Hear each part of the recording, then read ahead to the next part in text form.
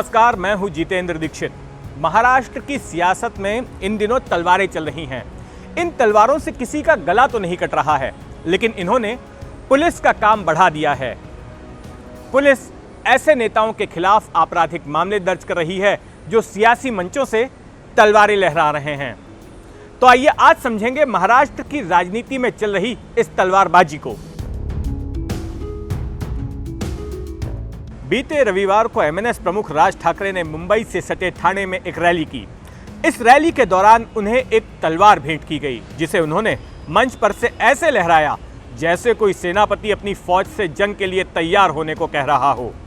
तलवार लहराकर ठाकरे ने भीड़ की तालियां तो बटोर लीं, लेकिन कुछ देर बाद ही ठाणे पुलिस ने उनके और ठाणे में उनकी पार्टी के पदाधिकारियों के खिलाफ आर्म्स एक्ट के तहत मामला दर्ज कर लिया।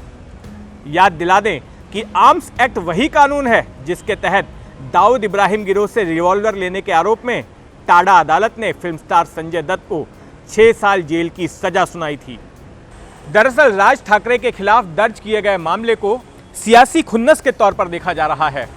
जो राज ठाकरे साल 2019 के लोकसभा चुनाव में बीजेपी और पीएम मोदी के खिलाफ निशाना साध रहे थे, वही राज ठाकरे अब बीजेपी के खिलाफ बोलते नजर नहीं आते। शायद पीएम मोदी भी उन्हें अच्छे लगने लगे हैं। उनके निशाने पर अब एनसीपी और शिवसेना हैं। राज ठाकरे बीजेपी की ओर से शुरू किए गए इस कथानक को बल दे रहे हैं कि शिवसेना अब कट्टर हिंदुत्ववादी पार्टी नहीं रही और उसने फर्जी सेकुलरवादियों के साथ हाथ मिला लिया है। हिंदुत्व को लेकर शिवसेना के नरम पड़ने के बाद अब राज ठाकरे उस जगह को भरने की कोशिश कर रहे हैं। साल 2020 में ही उन्होंने मराठी मुद्दे से आगे बढ़कर हिंदुत्व को अपना लिया था। अब अपनी कट्टर हिंदुत्ववादी छवि को और ज्यादा उभारने के लिए राज ठाकरे ने मस्जिदों पर लाउडस्पीकर के विरोध का मुद्दा लिया है।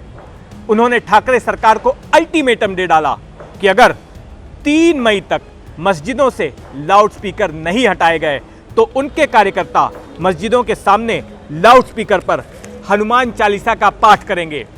राज ठाकरे के इस ऐलान ने उद्धव ठाकरे की नींद उड़ा दी है। इससे राज्य में सांप्रदायिक तनाव पैदा हो सकता है। यह समझना कोई रॉकेट साइंस नहीं कि यह सब कुछ जल्द मुंबई में होने जा रहे बीएमसी के चुनाव की तैयारी का हिस्सा है। इस चुनाव के जरिए जहां एक और राज ठाकरे अपनी खत्म सी हो चुकी एमएनएस में नई जान फूंकने की उम्मीद देख रहे हैं, तो वहीं बीजेपी से भी सीधा या परोक्ष साथ उन्हें मिल सकता है। चूंकि राज ठाकरे पर प्रांतियों के खिलाफ जहर उगलते थे, इसलिए यूपी बिहार में वोट टूटने के डर से बीजेपी राज ठाकरे से दूर ही रहती थी। लेकिन अब राज ठाकरे उत्तर भारतीयों के खिलाफ नहीं बोलते, इसलिए बीजेपी की एमएनएस से एलर्जी खत्म हो गई है। बीजेपी को भी शिवसेना को टक्कर देने की खातिर और उसके वोट काटने के लिए एक स्थानीय पार्टी की जरूरत थी, जो एमएनएस की शक्ल में शायद मिल गई है। लेकिन मंच पर सिर्फ तलवार लहरा देने से आपराधिक मामला दर्ज कर लेना यह कितना जायज है? इस सवाल को लेकर अब सियासी हलकों में बहस हो रही है। राजनीतिक मंचों पर इसके पहले भी तलवारें लहराई गई हैं। अब से दशक भर पहले दिवंगत शिवसेना प्रमुख बाल ठाकरे ने जब अपने पोते आदित्य को शिवाजी पार्क में एक सभा के दौरान राजनीति में लॉन्च किया था, तब आदित्य ने भी तलवार लहराई थी। खुद बाल ठाकरे कई राजनीतिक सभाओं के दौरान भेंट में मिलने वाली तलवारें लहरा चुके हैं। ठाकरे के अलावा एनसीपी प्रमुख शरद पवार को ही लें, परभणी और नवी मुंबई के कार्यक्रमों के दौरान वे तलवार लहराते देखे गए। एमआईएम के वरिष्ठ नेता वारिस पठान की भी तलवार के साथ तस्वीरें आ चुकी हैं। इसी साल फरवरी में बीजेपी के नेता मोहित कंबोज ने एक कार्यक्रम में तलवार लहराई थी। उनके खिलाफ भी आर्म्स एक्ट के तहत मामला दर्ज हो गया।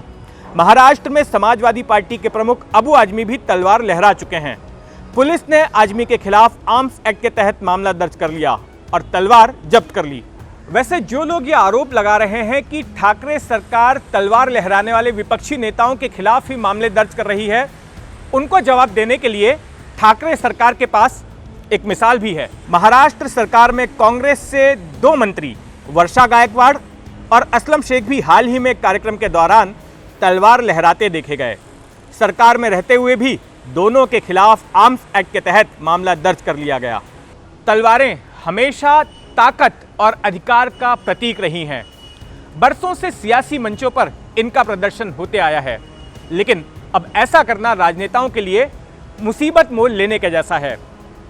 पुरानी कहावत थी, जिसकी लाठी उसकी भैंस, लेकिन अब इसमें एक लाइन और जोड़नी पड़ेगी, जिसकी तलवार उस पर केस। क्या समझे? जिसकी लाठी उसकी भैंस, जिसकी तलवार उस पर केस। अनकट देखने के लिए शुक्रिया।